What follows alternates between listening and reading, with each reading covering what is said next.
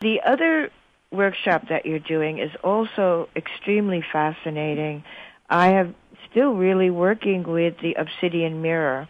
So tell people about this, the Obsidian mirror practice, behavioral shifts, interchange, and renewal. And this is a 2-day workshop.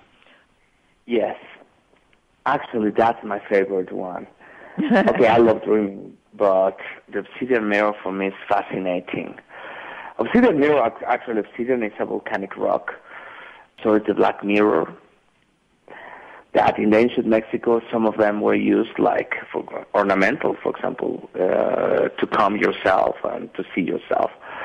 And they had like a special shape, but there were the others, the ritual ones, that the few ones that survived, that are in many museums, some in Spain, some in the British Museum, everyone says, they were used for magic. They thought that they saw the ancestors and that. But no one says how. It's the only 2 lines of description. And actually, it was a knowledge that is almost lost in Mexico. I found one of they were named in Mayan, Chacmol, the means bowl of rain, in nahuatl, Tezcatlipoca, the ones that knew the mirror and the rain. So I was lucky enough to find one in the Tolték Secret. My book, my second book, is how I found this teacher written. There are actually perceptual skills, techniques of how to move your eyes to make your reflection disappear, to make, for example, to see your face shape-shifting in the mirror to enter like in the world of the ancestors or in the future like an oracle, or how to disappear the image and begin getting the colors. Because it's amazing, because for the ancient Mexicans, the black mirror or smoking mirror then got like God, like they gave him like characteristics of a god. And it was said that Tezcatlipoca was creating, through the same smile, fortune or misfortune in our lives. But people thought that, and it always said that it was in his mirror, on the mirror of the god. But really the ones that were in the deep knowledge knew that it wasn't a god, that the mirror is the reflection of your inner self. So you are the one that are giving you tragedy or fortune.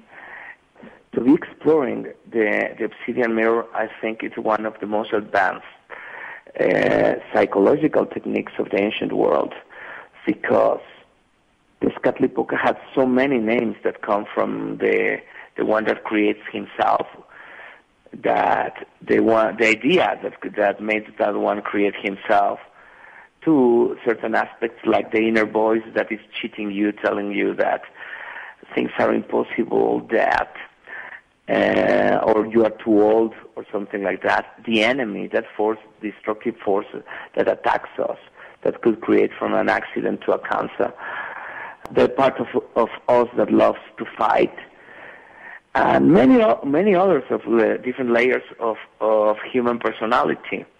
So through the mirror, you are going through all of them, facing them. That I think the first step to a healing is to accept that all of us have all those forces inside, and to making these techniques that when you move your eyes and disappear your image.